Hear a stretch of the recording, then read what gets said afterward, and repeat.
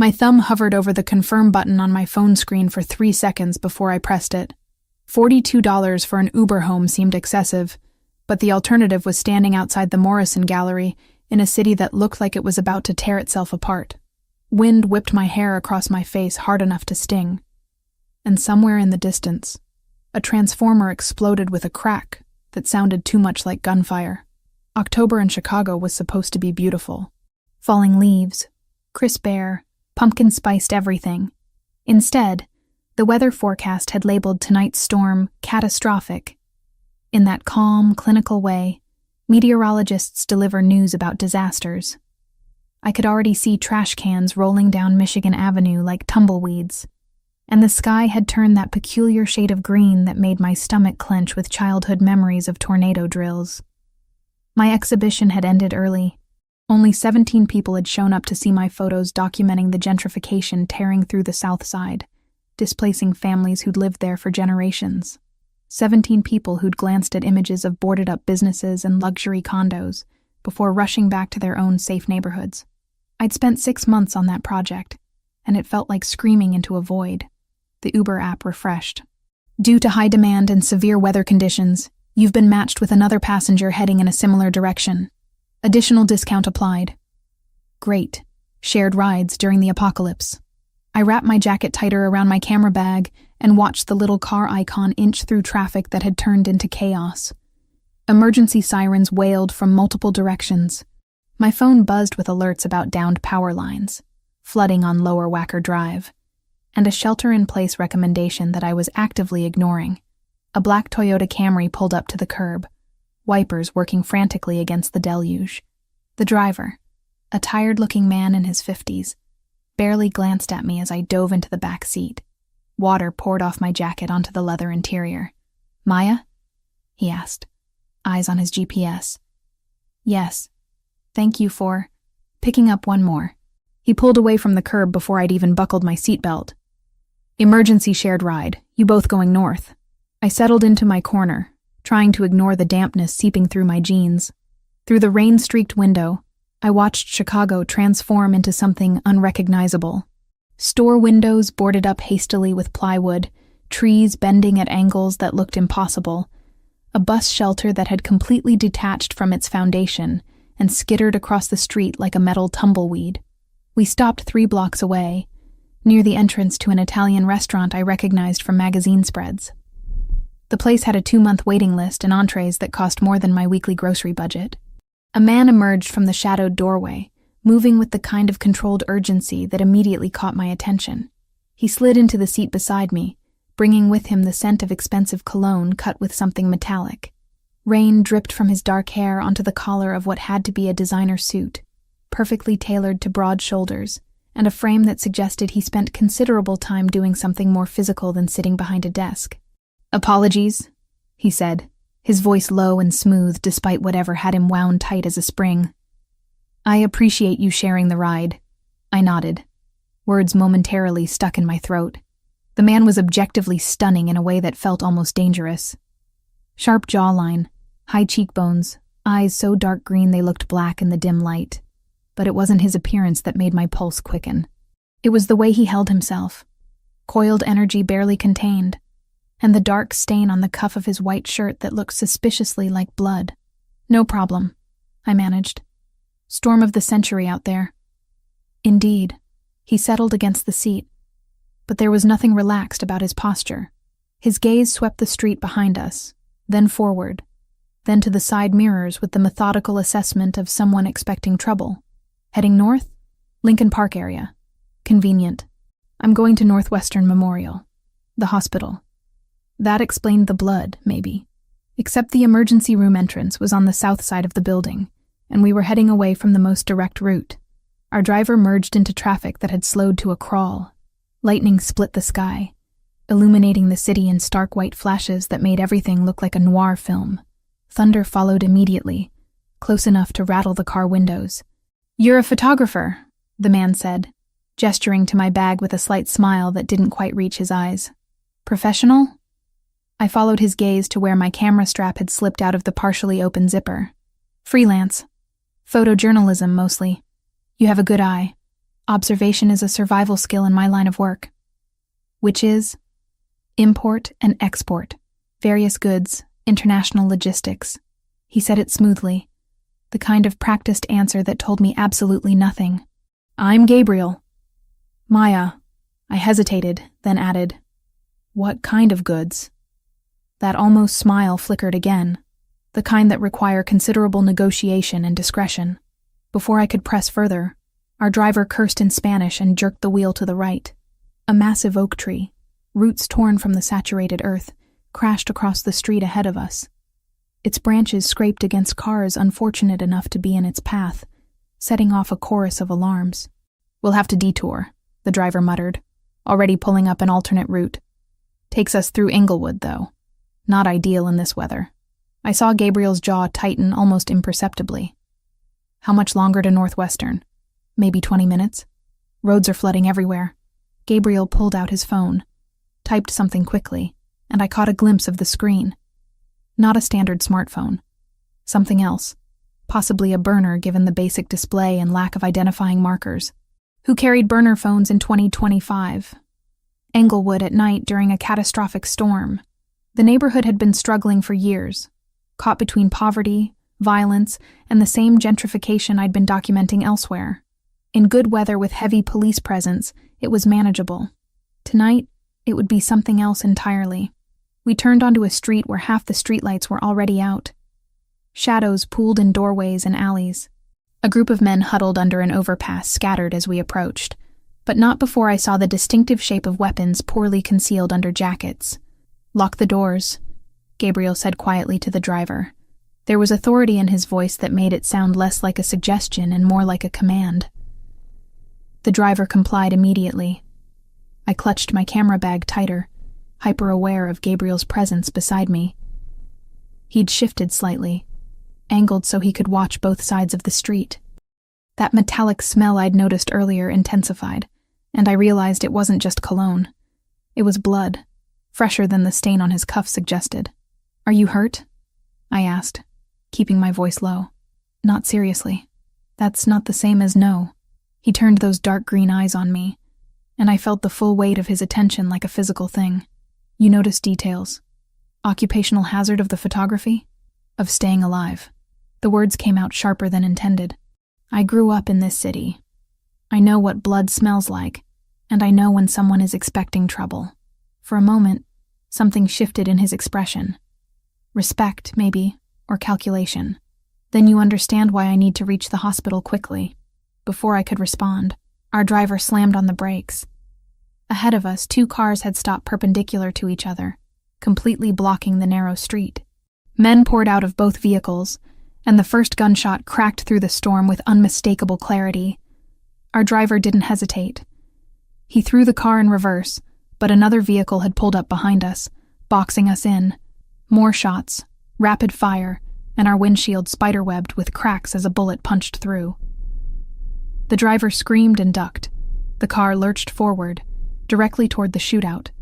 Everything happened in fragments. Gabriel's hand on the back of my head, forcing me down. His body shifting to cover mine, as glass rained down around us. The heat of him pressed against my back, solid and immovable. More gunfire, so close I could smell the burnt powder even through the closed windows. The car scraped against something metal with a shriek that set my teeth on edge. Then the driver's door flew open, and he was running, abandoning us in the middle of a war zone. Gabriel lifted his weight off me slowly.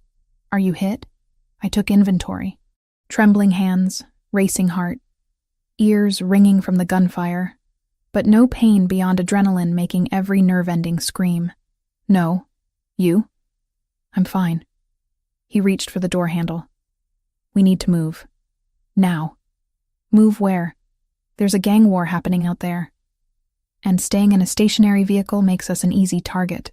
His voice remained calm, almost gentle despite the words. Trust me, Maya. I know what I'm doing. Trust him. A stranger with blood on his clothes and secrets in his eyes, in the middle of the worst neighborhood during the worst storm in a decade. Every instinct I had screamed that this was a terrible idea. But the alternative was sitting in a bullet-riddled Uber, waiting to see who won the shootout currently raging around us. I grabbed my camera bag and nodded. Gabriel's hand found mine in the darkness, warm and steady despite everything. Stay close. Move when I move. Don't look back. He pushed the door open, and we ran into the storm. Gabriel's hand remained locked around mine as we ran through sheets of water that felt more like walls. My sneakers splashed through puddles deep enough to soak through to my socks within seconds. Behind us, gunfire continued in sporadic bursts, but the storm swallowed most of the sound, turning it into distant pops that could have been transformers exploding or car backfires. He pulled me toward a narrow alley between two buildings, their brick walls slick with rain and covered in graffiti that glowed faintly under the intermittent lightning. The space smelled like garbage and stagnant water, but it offered cover from both the shootout and the worst of the wind. We pressed against the wall, breathing hard. My heart slammed against my ribs so violently I thought it might crack through bone. Gabriel positioned himself between me and the alley entrance, his body a solid barrier, one hand still holding mine while the other reached inside his jacket. When it emerged, I saw the unmistakable shape of a handgun. "You're armed," I said, the words coming out sharper than intended. "Yes." No apology, no explanation. He checked the magazine with practiced efficiency that told me he'd done this 1,000 times before. "Import and export." I repeated his earlier lie. "What do you really do?" "Right now I'm keeping us alive."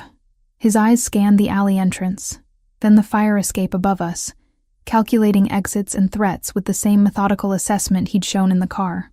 "Can you climb?" I followed his gaze upward. The fire escape ladder was extended, reachable if we could jump high enough.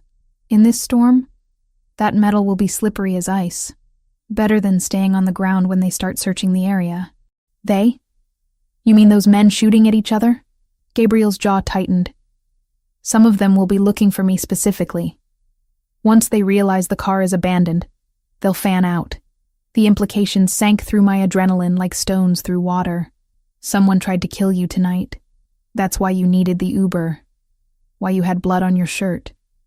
Why you're carrying a gun. Very observant." He shifted slightly, water dripping from his dark hair down the sharp planes of his face. "Which is why I need to get you somewhere safe before you become collateral damage." My camera bag pressed against my hip, suddenly heavy with guilt. During those frantic seconds in the car, when bullets had been tearing through metal and glass, my photographer's instincts had taken over. I'd raised my camera and fired off shots, capturing the chaos through muscle memory more than conscious thought. "I took pictures," I admitted. "Of the shootout." Gabriel's attention snapped to me with laser focus. "You what?" "It's instinct. I don't even think about it anymore. Something happens, I document it." I pulled the camera from my bag, the familiar weight grounding me despite everything. I got their faces, the license plates, everything. He was quiet for 3 seconds that felt like 3 hours. When he spoke, his voice had dropped to something softer, almost careful. "Maya, I need you to delete those photos." "Why?" "Because the men in those images work for someone very dangerous. If those photos surface, connect to you in any way, you become a target." I clutched the camera tighter. These could be evidence. Someone could identify who started the shooting, who's responsible. "The police won't touch this." He said it with absolute certainty. "This is a territorial dispute between organizations that operate outside the law. Those pictures won't bring justice. They'll bring death. Organizations." The word settled between us like a confession. "You mean the Mafia?" Gabriel didn't deny it. Instead, he reached into his jacket pocket and withdrew a wallet, extracting crisp bills without bothering to count them. $5,000. "Delete the photos, give me the memory card, and walk away from this. From me. Forget tonight ever happened." I stared at the money, then at his face. Rain continued to pour into the alley, soaking us both, but his hand holding the bills remained steady. This was a transaction to him, clean and simple. Pay off the witness, eliminate the evidence, move on. "I don't want your money. Everyone wants money. Not for this." I wrapped both hands around my camera, protective and defiant. "These photos are my work, my documentation of what happened tonight. You can't just buy them like you're purchasing contraband from one of your suppliers." Something flickered in his expression. Surprise, maybe, or reassessment. You think you understand who I am after 20 minutes of conversation? I understand you're involved in something violent enough that people want you dead. I understand you carry a gun and know how to use it. I understand you're trying to control a situation where you have zero actual control over me. My voice shook, but I kept going. And I understand that if those photos are dangerous enough for you to offer $5,000 to destroy them, they're important enough to keep. His phone buzzed, cutting through the tension. He answered without breaking eye contact with me. Adriano. I couldn't hear the other side of the conversation, but I watched Gabriel's face shift through micro-expressions. Relief, then anger, then cold calculation. Luca's stable? A pause. And the Bratva? Another pause, longer this time. His jaw clenched. How many streets are they covering? The south side? All of Englewood? He glanced at me. I have a complication. I bristled at being called a complication. A civilian. Wrong place, wrong time. He listened. No, I can't leave her here. They saw the car. If they're thorough, they'll check cameras, identify passengers. More listening. Fine. Send a secure vehicle to the warehouse on Halstead and 47th.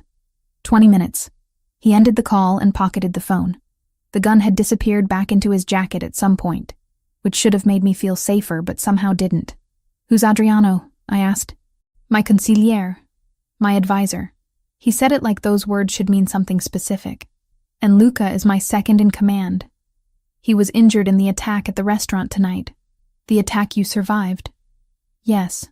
And the Bratva? Russian organized crime. They want control of shipping routes I currently manage through the northern ports. He spoke matter-of-factly, like discussing quarterly earnings instead of gang warfare. Tonight was their second attempt to eliminate me this week. The casualness of it made my stomach turn. You sound like you're talking about a hostile business takeover. That's exactly what it is, just with higher body counts. He checked his watch, an expensive piece that had somehow survived our run through the storm without a scratch. We have 19 minutes before the car arrives. After that, I'll take you home personally and post security on your building until we confirm you're not a target. And if I refuse? To delete the photos or to accept protection? Both. Gabriel stepped closer, close enough that I had to tilt my head back to maintain eye contact. This close, I could see the small scar bisecting his left eyebrow, the way his wet shirt clung to a body that suggested regular time in a gym, the exhaustion around his eyes that spoke to more than just tonight's violence. People die around me, Maya. His voice dropped to something raw and honest. Not because I want them to, but because association with me becomes a death sentence. My father was killed at a charity event. My mother's driver was executed in front of their home. A woman I dated 3 years ago had her car bombed. He paused, letting that sink in. I don't want to add your name to that list because you happened to share an Uber during a storm. The vulnerability in his admission caught me off guard. This wasn't manipulation or threat. This was genuine fear wrapped in brutal honesty. I looked down at my camera, at the images stored in its memory that could put me in danger. Then I looked back at Gabriel, at this complicated, dangerous man who'd used his body as a shield when bullets flew. My thumb found the delete button. One by one, I erased the photos from tonight, watching faces and license plates disappear into digital oblivion. Gabriel watched silently, and I wondered if he noticed that I was deleting from the current folder, not from the backup storage card hidden in the bottom of my bag. Done, I said, showing him the empty camera display. He studied me for a long moment. You kept a backup. It wasn't a question. You're observant too. Smart. He didn't sound angry, just resigned. Keep it hidden. If the wrong people know you have those images, it won't matter that you deleted the originals. Thunder cracked overhead, close enough to make us both flinch. The storm showed no signs of letting up. If anything, the wind had intensified, turning the rain nearly horizontal. Gabriel's phone buzzed again. He checked it, then gestured toward the end of the alley. Car's 5 minutes out. We move when I say. Stay low. Don't stop for anything. And then what? Then I make sure you get home safely. His eyes met mine, dark green and intense. And you forget you ever met me. But even as he said it, we both knew that was impossible. Some encounters changed everything, and this was one of them. I woke up to 17 missed calls from Carmen and a news alert that made my blood turn cold. Massacre at Giordano's restaurant. 4 dead, multiple injured in targeted attack. The first photo in the article stopped my breath. A body being loaded into a coroner's van, face partially visible beneath the sheet. The man who should have been driving Gabriel last night. Dead before he ever had a chance to pick up his passenger. My phone buzzed. "Carmen, tell me you're alive," she said. "I'm fine. What's happening?" "Gang war. 4 men executed at Giordano's. 3 more found in Englewood. Police are calling it territorial disputes, but my sources say this was a hit on the Ravellini family." She paused. "You know who they are?" The name landed like a punch. "No. One of the big 3 families running organized crime in Chicago. Italian mafia, old school but modernized. Casinos, construction, security services, all legitimate on the surface." Carmen's voice carried that manic edge she got chasing stories. "The Bratva's been trying to take their territory. Russian organized crime. This feels like escalation." I thought about Gabriel's expensive watch, the gun, the authority in his voice. "Import and export. Why are you asking?" Carmen pressed. "This isn't your beat. Just curious. Storm had me watching news." The lie tasted bitter. After we hung up, I Googled Gabriel Ravellini. Sparse results. Charity galas, construction contracts, business journals. Nothing screaming mob boss. Nothing proving he wasn't. One photo caught my attention. A hospital fundraiser 3 years ago. Gabriel in the foreground with donors, and in the background, slightly out of focus, my grandmother Elena in her bakery apron, holding a tray of pastries. My grandmother knew him. 20 minutes later, I walked into Padaria Elena. The smell of fresh bread hit me like comfort. Elena stood behind the counter, silver hair in its perpetual bun, and her face lit up before concern replaced joy. "You look terrible. The storm? Can we talk in the back?" She studied me with eyes that missed nothing. "Is this about a man? How do you always know?" "Because you have the same look your mother had when she met your father." She flipped the sign to indicate a break and led me to her tiny office. "Tell me, what do you know about Gabriel Ravellini?" Elena's expression shifted, careful and calculating.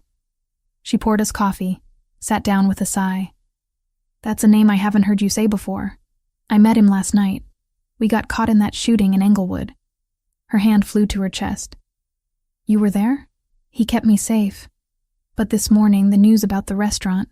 I need to understand what I got involved in." Elena folded her hands on the desk. "Gabriel Ravellini is a complicated man. His family's been in this neighborhood 70 years. Started on the docks, expanded into other businesses. Some legitimate, some not. So he is Mafia. He runs his family's organization, yes." She said it without judgment. "But he's different from his father. When he took over 8 years ago, he changed things. No drugs, no human trafficking, no targeting civilians. He has rules. Honor. It's old-fashioned. Maybe naive. But he believes in it. You talk like you know him personally." "I do." She glanced at a photo on the wall. "When your grandfather died and left me with debts I couldn't pay, Gabriel's father bought the debt. I thought I'd sold my soul. But Gabriel wasn't his father. When he took over, he came here personally. Renegotiated everything, cut my debt in half. He's been coming every Sunday for 8 years, buying bread and pastries, paying in cash, tipping well. He's never made me feel like I owe him anything beyond our contract. I absorbed this, trying to reconcile the man she described with the one who'd held a gun in an alley. My parents. The shooting when I was 16. Could that have been... No." Elena's response was immediate. "Your parents died in a gang crossfire. Random violence. No connection to the Ravellini family. It was investigated. Just senseless tragedy." She took my hand. "I don't know what happened last night. But if Gabriel kept you safe, you were lucky. He's a man of honor in a dishonorable business, but that doesn't make him safe to be around. His enemies are brutal." The door chimes jingled. Elena stood to return to work. I followed, intending to leave, when I saw him. Gabriel stood at the counter, hair still damp, wearing jeans and a black sweater. He held his usual shopping basket. His eyes found mine, surprise flickering before settling into something guarded. "Maya, I didn't expect to see you here. My grandmother's bakery." His gaze shifted to Elena. "Mrs. Sinclair, your granddaughter?" "Since birth." Elena folded her arms, protective. "Did you know this?" "I didn't." The resemblance is obvious now. Something genuine crossed his expression. "We need to talk," I said. He glanced at the empty shop, then Elena. "Could we use your storage room? I promise she'll be perfectly safe." Elena studied us both, then nodded toward the back. 10 minutes. The storage room smelled like flour and yeast. Gabriel closed the door, set down his basket, leaned against a shelf. Suddenly the space felt much smaller. "You researched me," he said. "You knew I would." I kept my hands in my pockets. "You're Gabriel Ravellini, head of the Ravellini family. The man whose driver was murdered before he could pick you up." "Yes. The restaurant massacre was meant for you." "Yes." His honesty was worse than lies. No pretense, no softening. "I need to tell you something," I said. "When I deleted those photos, I didn't delete the backup. I keep a redundant memory card. The images are still there." His expression didn't change. "I know." "You knew." "I suspected." "You deleted too easily." He straightened. "Why tell me now?" "Because my grandmother thinks you're honorable. Because you kept me alive. Because I'm tired of lying." I pulled out my phone, showed him my archive. "This isn't just the shootout. I have years of photojournalism. Politicians with criminals, cash exchanges, corruption that could bring down careers." He scrolled through, face unreadable. "This is dangerous work. I know, but it matters. And the backup from last night? Still exists, but I won't publish it unless you give me reason to." I met his gaze. "Consider it insurance." A smile ghosted across his mouth. "Smart. Ruthless. I'm impressed. I'm trying to survive whatever this is. What do you think this is?" The question hung between us, loaded with implications I wasn't ready to examine. "I don't know yet, but I want to understand. Why someone wants you dead badly enough to massacre 4 people. The ports. I control shipping routes through the northern docks. The Bratva wants that access. Dmitry Volkov's been pushing into Chicago for 2 years. I'm the last holdout. So he's trying to kill you. Him or someone he hired. Last night was the 2nd attempt this week. He pulled a card from his wallet, black with a silver embossed number. If you notice anything unusual, cars following you, strangers asking questions, call this, day or night." I took it. Its weight somehow significant. "You think I'm in danger?" "Dmitry has informants everywhere. They saw that Uber, saw us together. If they're thorough, they'll identify you, try to use you against me." His jaw tightened. "I won't let that happen. You can't protect everyone." "No, but I can protect you." The way he said it felt like a vow. Elena's voice carried from the shop. Time was up. Gabriel picked up his basket, and we emerged to find my grandmother packaging his order with unnecessary force. He paid, tipped, left with one final glance that felt like a brand. 2 nights later, walking home from a shoot, I noticed the car. Black sedan, tinted windows, 3 car lengths behind for 6 blocks. When I turned, it followed. When I stopped, it idled. My hands shook as I dialed Gabriel's number. He answered immediately. "Maya, there's a car following me. Black sedan." "Where exactly?" I gave the cross streets, background noise, doors slamming, an engine starting. "Stay on the line. Keep walking toward populated areas. I'm 4 minutes away." Those minutes felt like hours. He kept me talking, giving turn-by-turn directions, keeping me from panic. The sedan stayed patient and predatory. When Gabriel's SUV pulled up, I'd never been more relieved. He was out before it fully stopped, a man I didn't recognize emerging from the driver's side, both radiating controlled violence.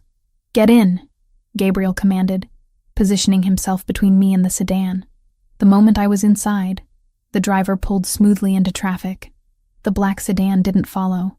"Bratva," the driver confirmed. "Ran the plates. Shell company Volkov uses. They're watching her," Gabriel said. his hand near his concealed weapon. Sitting in Gabriel Ravellini's armored SUV with a man named Luca driving, I understood that my life had fundamentally changed.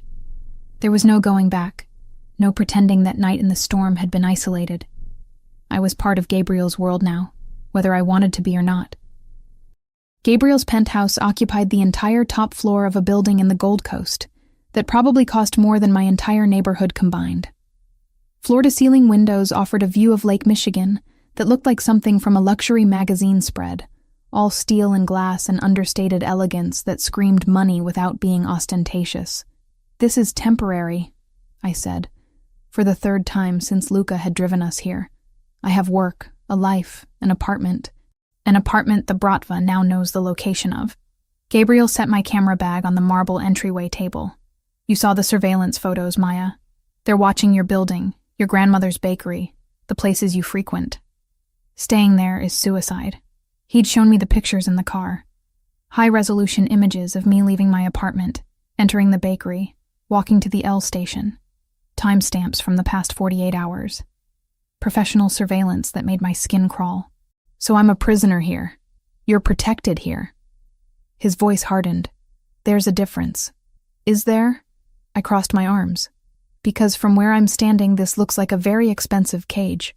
Something flickered in his expression. Frustration, maybe, or understanding. He moved to the windows, hands in his pockets, silhouette dark against the city lights. "You can leave whenever you want. I won't stop you. But if you walk out that door, you do it knowing Dimitri's men are waiting to use you against me." He turned, those green eyes intense. "Your choice. Always your choice." The sincerity in his voice disarmed me. This wasn't about control, I realized. It was about genuine fear for my safety. "Fine. But I have conditions." I stepped closer. "I'm not a prisoner. I can work, edit photos, take assignments. My grandmother gets protection whether I'm here or not. And you tell me what's happening. No secrets. No treating me like I'm too fragile for the truth." Agreed. He pulled out his phone. "I'll have Luca bring your equipment tomorrow. Clothes, anything you need. Elena already has a security detail. 2 men rotating shifts outside the bakery. She'll hate that. She'll understand." His mouth curved slightly. "Your grandmother is tougher than you think." A door opened down the hallway, and a young woman emerged. She had Gabriel's dark hair, but worn long and straight, falling past her shoulders. Her eyes were lighter, more hazel than green, and when she saw me, genuine curiosity replaced the wariness. "Sophia," Gabriel said. "This is Maya Sinclair. She'll be staying with us for a while." Sophia's gaze flicked between us, clearly reading more into the situation than Gabriel had said. "Another one of your strays?" "Sophia." Warning in his voice. "I'm kidding." She crossed to me, extending her hand. Sophia Ravellini, the considerably less threatening sibling. Law student, idealist, perpetual disappointment to the family legacy. I liked her immediately. Maya, photographer, apparently a magnet for trouble. "Aren't we all in this house?" She shot Gabriel a look. "I'm assuming the guest room." "Of course." "Good, because if you'd put her in the west wing near your bedroom, I'd have questions." Sophia gestured for me to follow. "Come on, I'll show you around before my brother reverts to his usual brooding silence." The penthouse was massive. 3 bedrooms, each with ensuite bathrooms.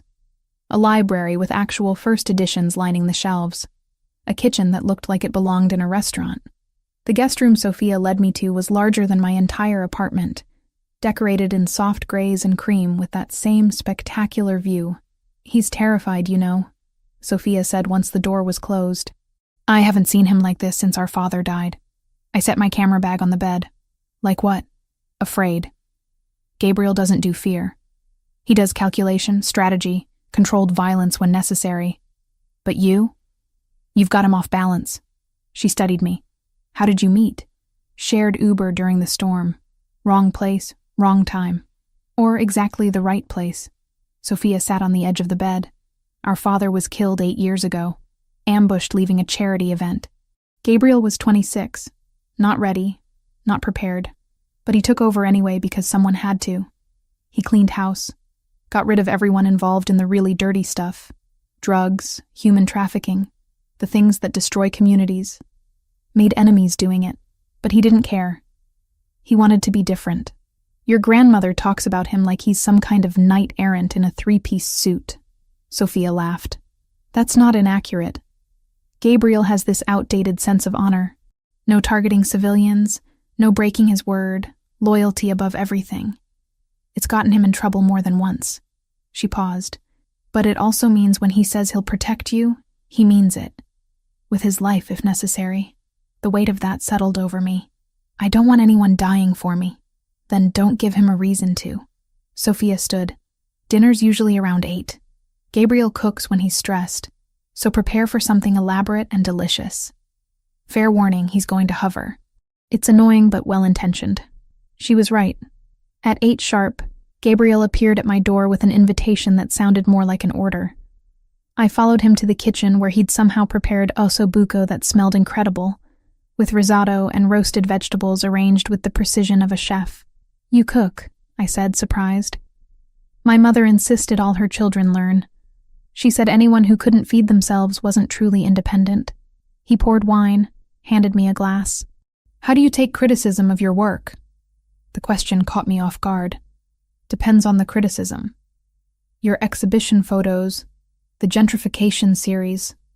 He gestured to where he'd somehow acquired copies, displayed on a tablet propped against the counter. They're technically perfect.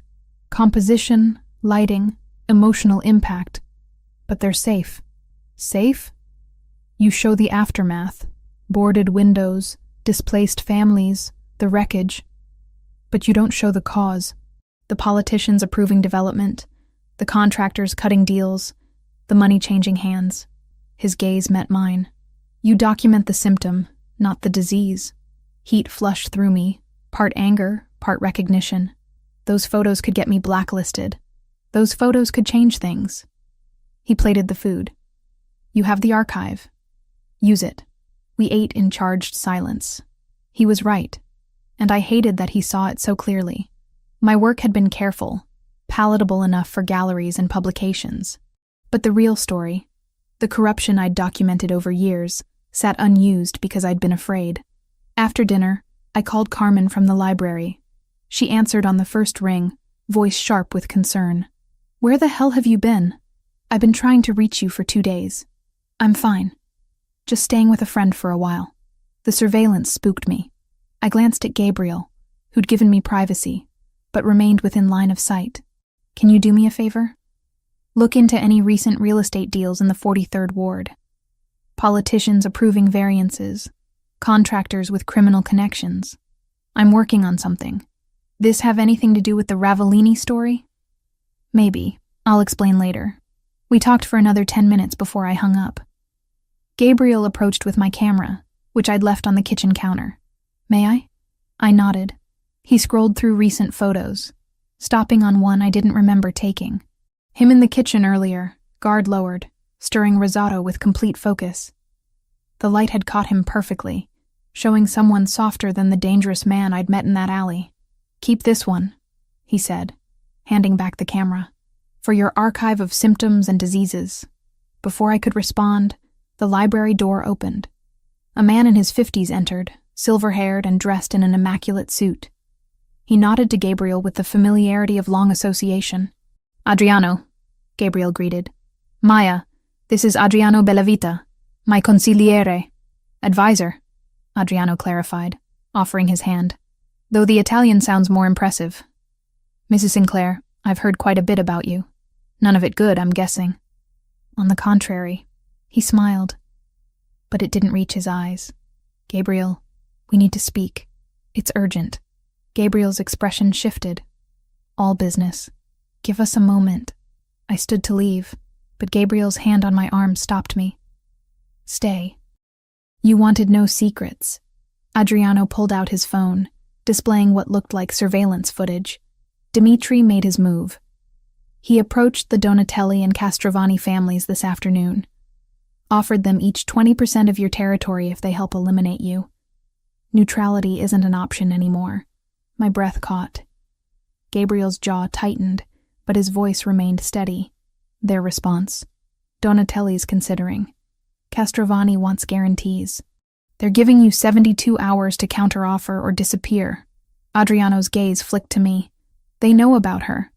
Dimitri's using it as proof you're distracted, vulnerable. I'm not vulnerable. Gabriel's voice carried an edge that made me shiver. Set up a meeting. I want all of them in a room where I can see their faces when they refuse Dimitri's offer. And if they don't refuse, then we go to war. The casual way he said it, like discussing business strategy instead of violence, reminded me exactly who Gabriel was. Not just the man who cooked and appreciated photography, but someone who'd survived 8 years at the top of a criminal organization. Adriano left after another 15 minutes of planning I only half understood. Territory, alliances, contingencies.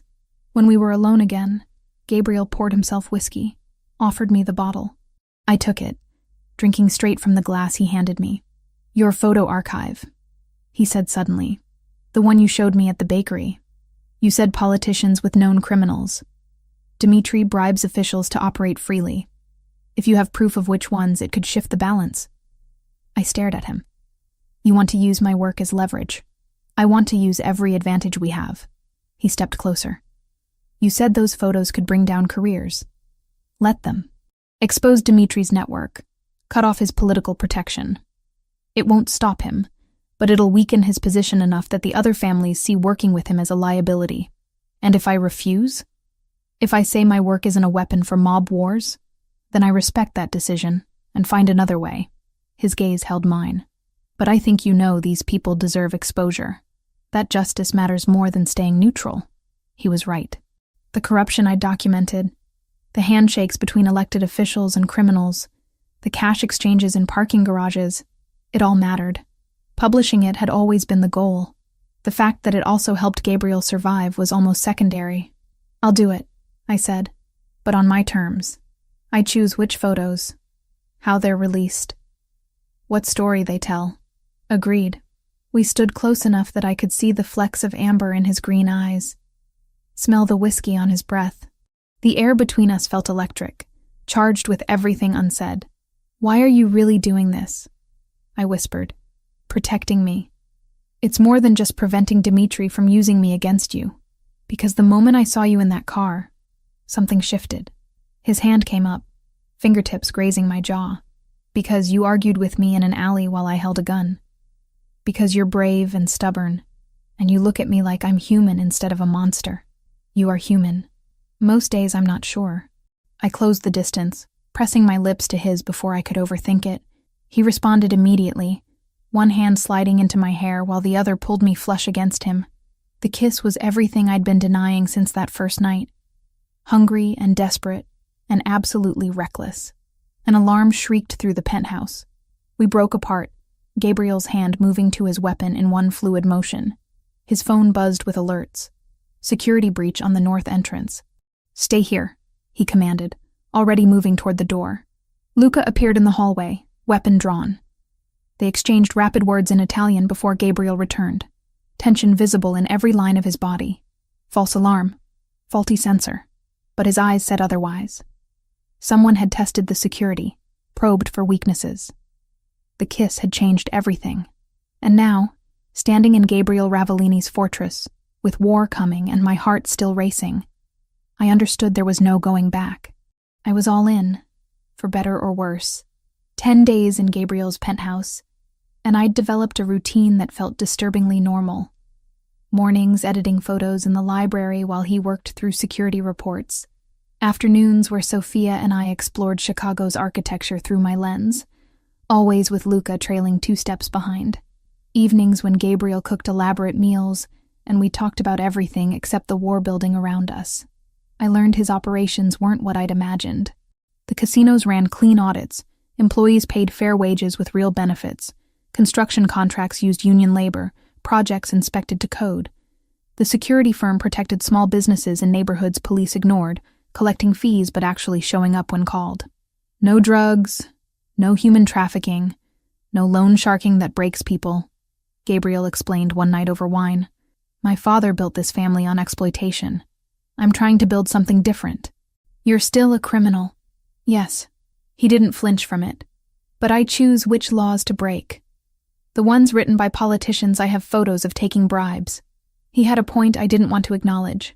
Carmen visited on day 8, visibly nervous despite Luca's clearance. She hugged me too tight, eyes darting around the penthouse like she expected threats to materialize from the expensive furniture. "We need to talk," she said, voice shaking. "Alone." Gabriel gave us the library without protest. The moment the door closed, Carmen collapsed into a chair. "I'm so sorry, Maya. I didn't know how to tell you." Ice flooded my veins. "Tell me what?" "Dimitri's been wiretapping my phone for months. I'm investigating corruption tied to his operations, and he found out. He's been listening to everything." Her hands shook. "When you called me from here that first week, mentioned where you were, your concerns about the investigation, he heard it all. He knows you're with Gabriel. He knows you care about him." The room spun. "Carmen, there's more. My brother, Miguel. He's an addict. Dimitri's people supply him, have been for a year. 3 days ago, they told me I either feed them information about you and Gabriel, or Miguel disappears." Tears streaked her face. "I'm so sorry. I told them you were staying here, that Gabriel's distracted, that you two are together. I didn't want to. But Miguel, it's okay." I pulled her into a hug despite my racing heart. "We'll figure this out." Gabriel handled it with terrifying efficiency. Within an hour, Miguel was in a private rehab facility under guard. Carmen had a new phone with military-grade encryption, and Adriana was tracking every leak to assess damage. That night, Gabriel found me on the balcony, staring at city lights that blurred through unshed tears. "This is my fault," I said. I called Carmen. I mentioned where I was. Dimitri would have found another way. He stood beside me, close but not touching. He always does. "Your friend's brother is an addict because of him." Carmen was terrified. "How many other people are trapped in his web?" "Too many." His jaw tightened. "Which is why he needs to be stopped." I turned to face him. The man who cooked osso buco and appreciated my photography, who had rules and honor in a world without either. "I'm scared." "Good. Fear keeps you careful." But his hand found mine, fingers intertwining. "I won't let him hurt you, Maya. Whatever it takes." We went inside, and the space between us collapsed with inevitable force. His mouth found mine, desperate and claiming, and I responded with equal hunger. We made it to his bedroom, clothes shed between kisses that felt like promises neither of us could keep. He was careful with me, reverent even, like I was something precious, instead of a complication threatening everything he'd built. When we finally came together, it felt less like surrender and more like choosing sides in a war where neutrality had never been an option. Afterward, wrapped in sheets that probably cost more than my monthly rent, he traced patterns on my shoulder. "I need you to understand something." His voice was quiet. "This world I'm in, it demands things. Actions I'm not proud of. If you stay with me, you'll see that side eventually. I know what you are, Gabriel. Knowing and witnessing are different. I should have listened to that warning." The call came at 3 a.m. Gabriel's phone screaming with alerts. He was dressed and armed in 30 seconds, Luca already at the door. "Stay here," Gabriel commanded. "What's happening?" "Fire at your grandmother's bakery." My heart stopped. I threw on clothes, following despite his protests. The drive took 8 minutes that felt like hours. Smoke billowed into the night sky, fire trucks battling flames that consumed 40 years of my grandmother's life. Elena stood wrapped in a blanket, soot-streaked, but alive. I ran to her, and she held me tight enough to hurt. "I'm fine, Minhaneta. I'm fine. Gabriel's men got me out." The 2 security guards stood nearby, faces grim. One had burns on his hands from breaking through the back door. Luca approached Gabriel with a tablet showing security footage. I watched over his shoulder. 2 men, faces covered, breaking in through the rear entrance. Gasoline splashed across wooden floors. A match. Bratva. Luca confirmed. Message delivery. "How did they know?" I demanded. "The bakery's been protected for days." Gabriel's expression turned to stone. "Someone told them. Someone on the inside. The investigation took 6 hours. Adriano coordinated with contacts I didn't want to know about, and by morning they had a name. Roberto Ravellini. Gabriel's cousin on his father's side, 3rd-generation family, trusted with mid-level operations. He owes Dimitri $80,000 from gambling debts. Adriano explained in Gabriel's office, voice flat. Been feeding information for 3 weeks. He told them about your relationship with Maya, about Elena's importance to her. Targeted the bakery specifically. Gabriel said nothing for 10 seconds. Then, bring him here. They brought Roberto to a warehouse I didn't recognize. Gabriel didn't ask me to stay away, and I followed because I needed to see this, needed to understand the man I'd given myself to. Roberto knelt in the center of the concrete floor, hands bound, face already showing signs of Luca's preliminary questioning. When Gabriel entered, Roberto started crying. Gabriel, please. I didn't have a choice. They were going to kill me. You did have a choice. Gabriel's voice was colder than I'd ever heard it. You chose to betray family. You chose to target an innocent woman. You chose wrong. What happened next, I'll never forget.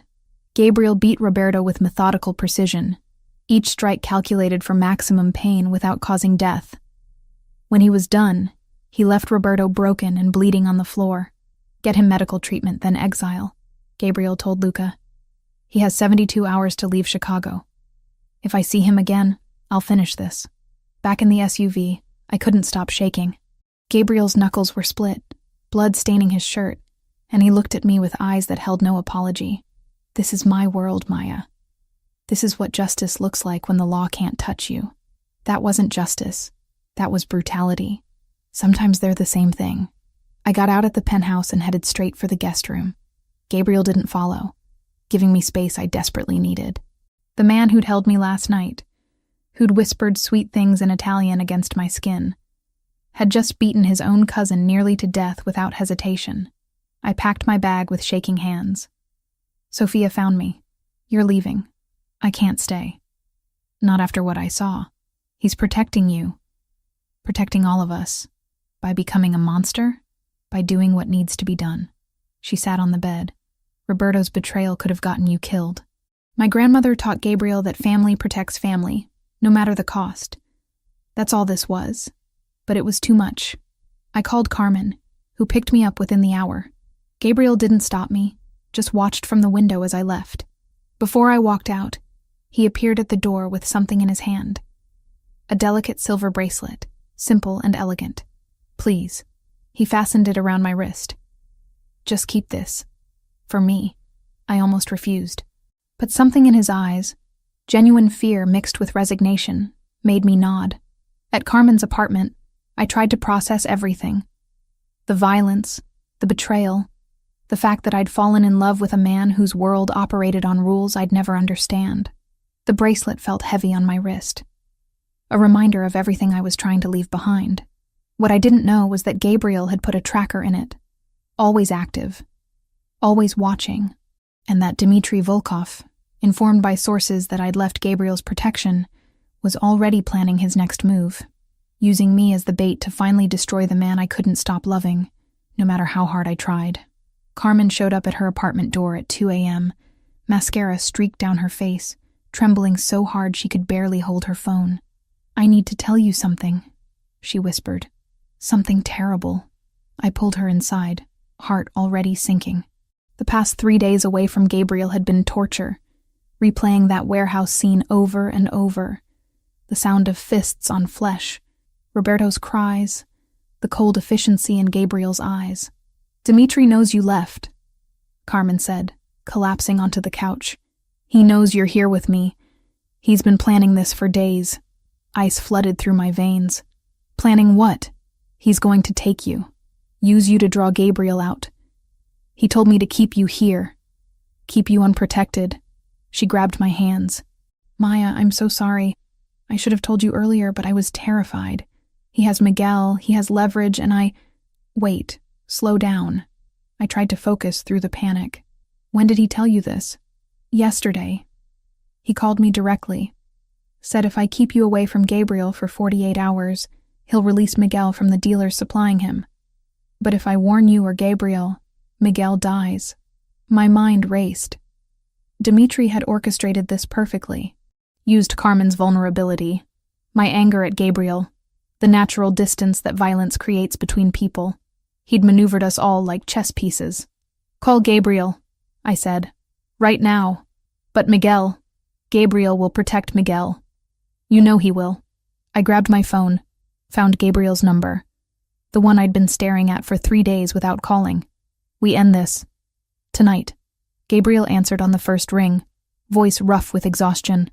Maya, Dimitri's coming for me. Carmen told me everything. He's been planning this since I left. Silence for 3 heartbeats. Then, where are you exactly?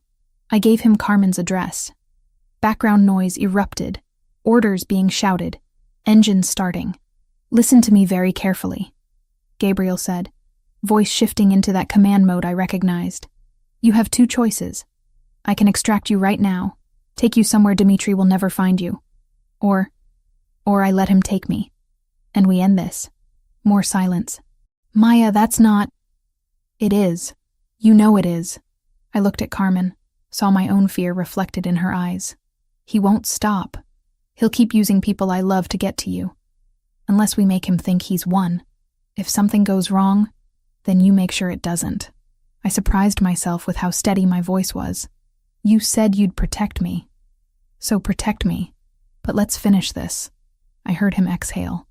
Could picture him running a hand through his hair the way he did when calculating odds. Adriana will coordinate. Luca positions the team. You wear the bracelet I gave you. Don't take it off for any reason. The tracker's always active. When they move you, we'll know exactly where. The other families?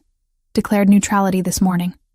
If I survive this alone, they'll accept my territory stays intact. If I don't, he paused, then it doesn't matter anyway. We planned for an hour. Carmen would act normal, keep me at her apartment. Dimitri would make his move within 24 hours, likely public to force Gabriel's hand. I'd go quietly to avoid civilian casualties.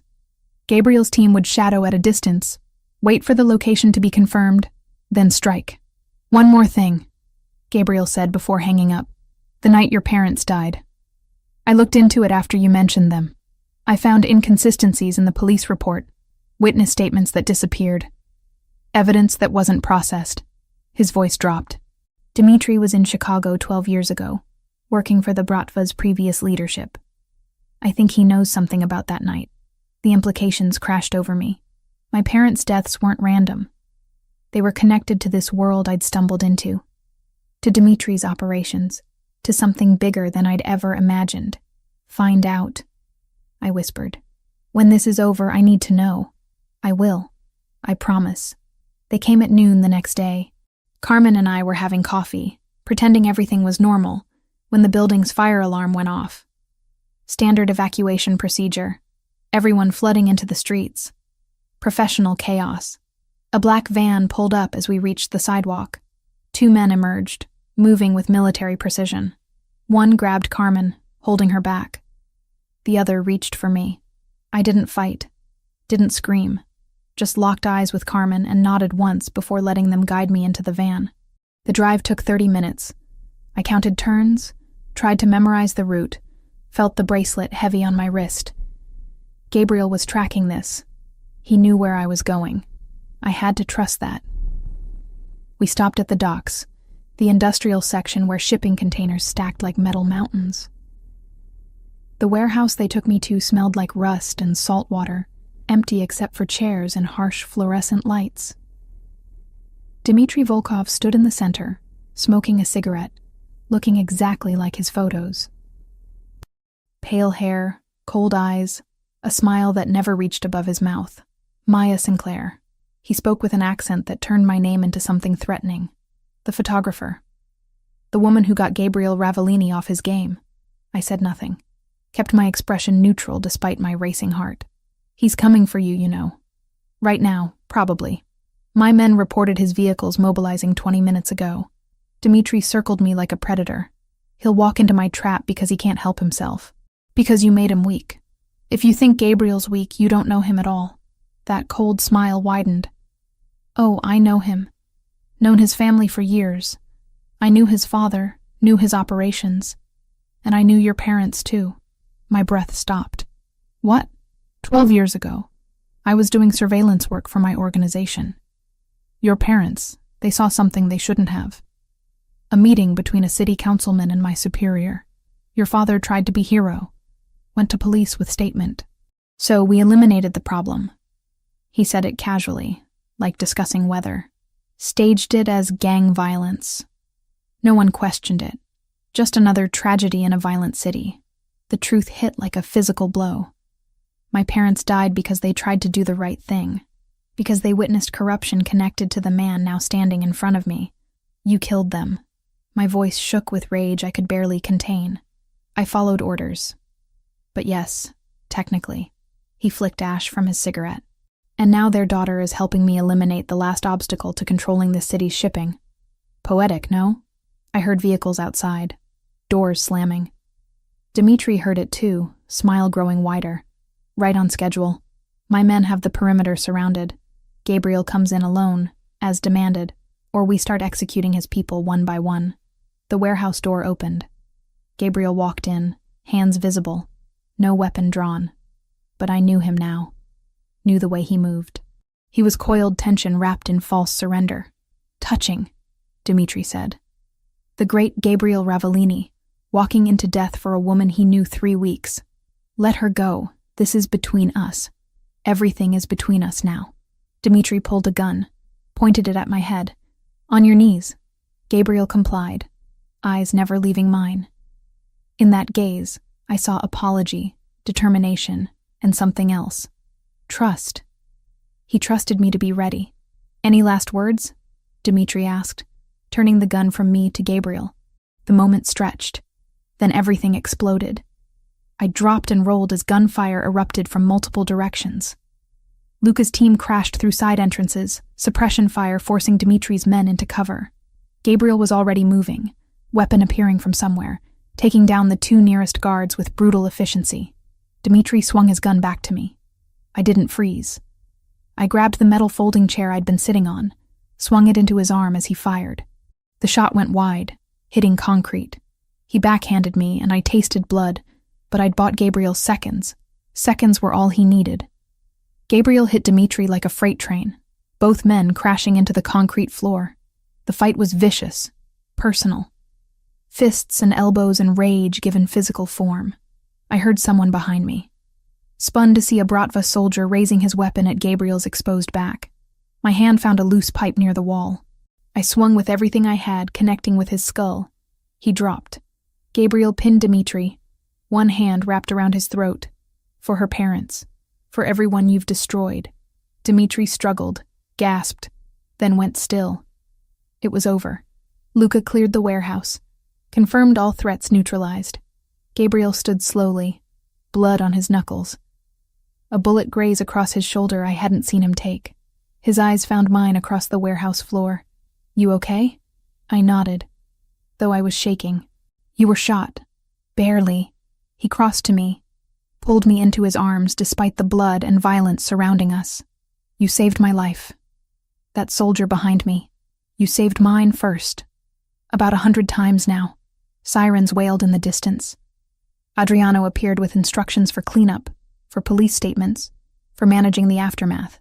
But for one moment, Gabriel and I just held each other in a warehouse full of bodies and spent shells, alive when we probably shouldn't be.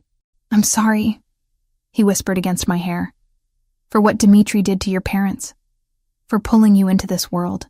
I chose this. I chose you. I pulled back to look at him. All of it. His thumb traced my jaw where Dimitri had hit me. No more secrets, no more distance. Whatever comes next, we face it together. Together, I agreed, and meant it. The private hospital room smelled like antiseptic and expensive flowers someone had sent. Gabriel refused the morphine they tried to give him, settling for local anesthetic while they stitched the bullet graze across his shoulder. I sat in the chair beside his bed, unable to look away from the wound that should have killed him if his reflexes had been a fraction slower. Stop staring, he said, voice rough but steady. I've had worse. That doesn't make me feel better. His hand found mine, thumb tracing circles on my palm. You saved my life today. That soldier would have shot me in the back. You saved mine first. We're even. We're not keeping score, Maya, but we were. Some part of me was always calculating, always measuring the debt between us. He'd pulled me from a shootout. I'd let myself be bait. He'd killed the man who murdered my parents. I'd chosen him despite everything. Adriano appeared in the doorway, looking more exhausted than I'd ever seen him. The Donatelli and Castrovani families are here. They want to speak with you. Gabriel started to rise. I pushed him back down. You just got shot, and they need to see me standing. But he didn't fight when I helped him into a robe, careful of his shoulder. The hospital had cleared an entire wing for security, turning the conference room into an impromptu meeting space. 3 men waited inside, all in their 50s or 60s, all radiating the same controlled power Gabriel had. They stood when we entered. Respect or calculation? I couldn't tell which. Ravellini? The oldest said. Silver hair, expensive suit, eyes like a shark. You survived. I did. Gabriel remained standing despite the pain I saw in the tightness around his mouth. Dmitry Volkov is dead. His organization will scatter or be absorbed. My territory remains intact. Because you eliminated the threat personally. Another man, stockier, with a scar bisecting his eyebrow. Old school. We respect that. The third man's gaze landed on me. And you brought civilian into this. That's new. Maya isn't a civilian anymore. Gabriel's voice carried warning. She's under my protection permanently. Anyone who forgets that answers to me. They exchanged glances. Some silent communication I couldn't read. Then the oldest nodded. The Bratva's territory goes to auction. We'll discuss terms next week. For now, peace holds. They left without ceremony.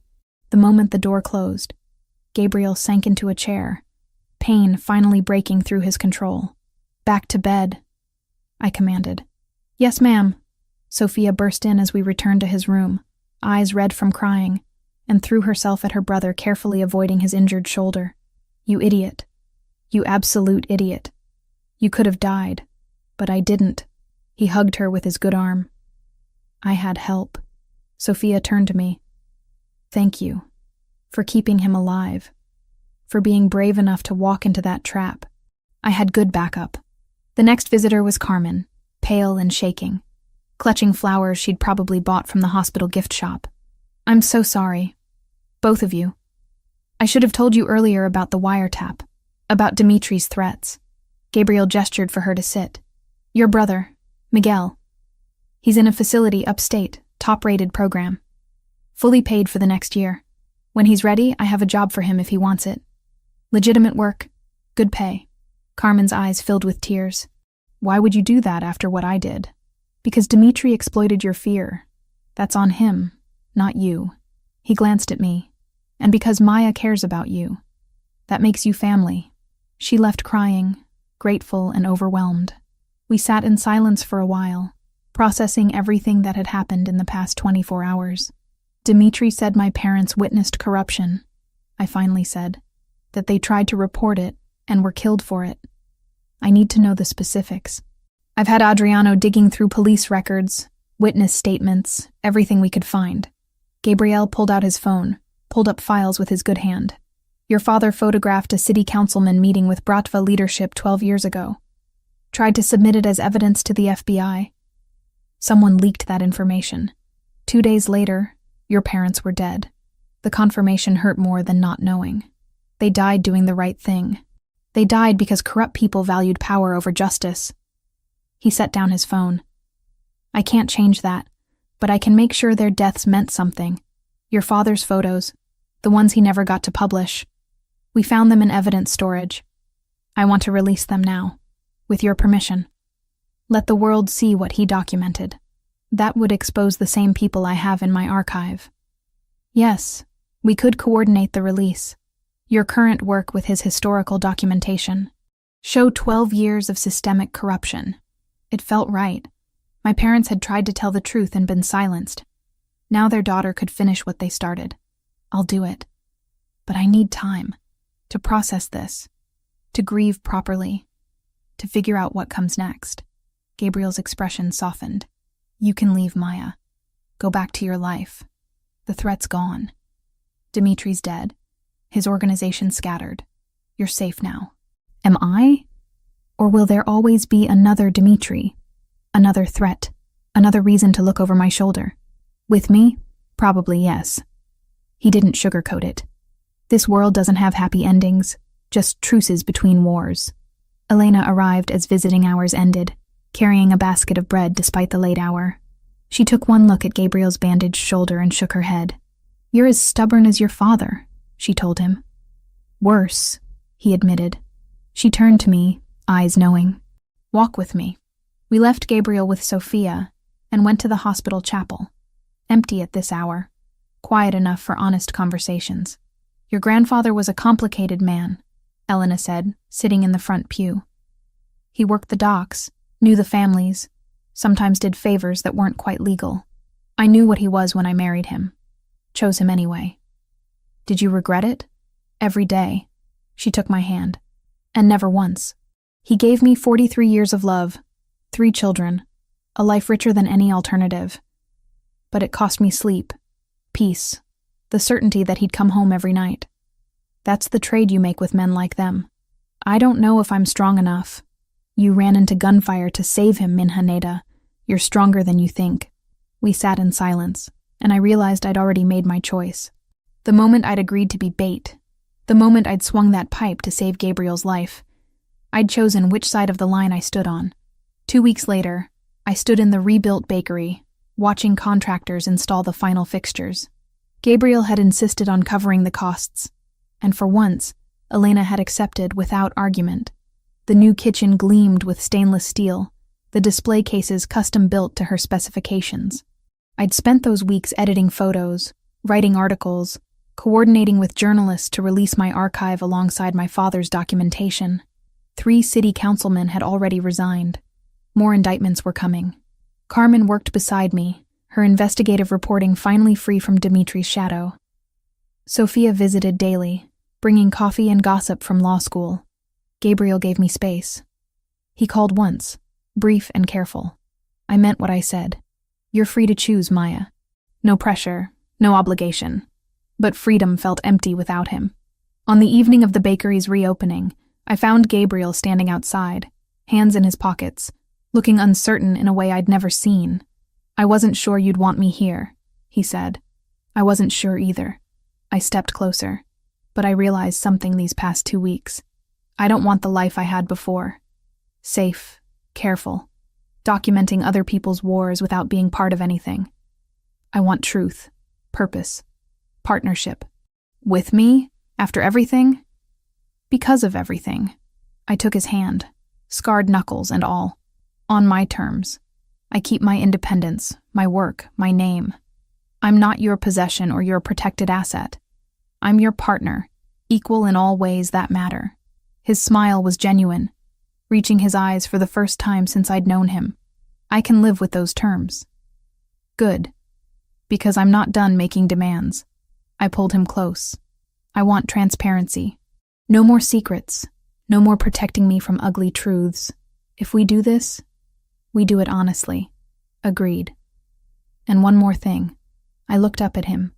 This complicated, dangerous man I'd somehow fallen in love with. Tell me you love me. Not because I'm convenient, or because I saved your life, because you actually do. I love you, he said without hesitation. From the moment you argued with me in that alley, from every stubborn, brave, brilliant thing you've done since. I love you, Maya Sinclair. Completely, terrifyingly, more than I thought I was capable of. I kissed him in front of the bakery where my grandmother had built her life, where my family's story had roots deeper than violence or fear.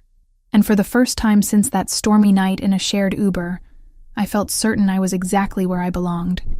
3 months felt like both a lifetime and no time at all. I stood in the gallery space on Michigan Avenue, adjusting the final photograph in my exhibition, Buried Truths, 12 Years of Chicago Corruption. The image showed a city councilman accepting an envelope from a man whose face was partially obscured, taken by my father's camera 2 weeks before his death. Beside it hung one of my recent photos, the same councilman, now 20 pounds heavier and considerably grayer, shaking hands with a developer in front of a luxury high-rise that had displaced 200 families. Full circle. My father's work and mine, telling the same story across 12 years. Carmen appeared at my elbow with 2 glasses of champagne. The Tribune's critic just arrived. So did that reporter from the Times. This is huge, Maya. It feels surreal. I accepted the glass, though my hands were too unsteady to drink. My parents documented corruption and were killed for it. Now I'm doing the same thing, and people are calling it brave. The difference is you have protection. Carmen gestured subtly to where Luca stood near the entrance, dressed in a suit that almost made him look like a regular gallery visitor. Almost. And you exposed enough people that the ones left standing are too afraid to retaliate. The exhibition had launched 2 weeks ago with a coordinated media blitz. My photographs alongside my father's, Carmen's investigative reporting filling in the connections, and a database of corruption spanning more than a decade.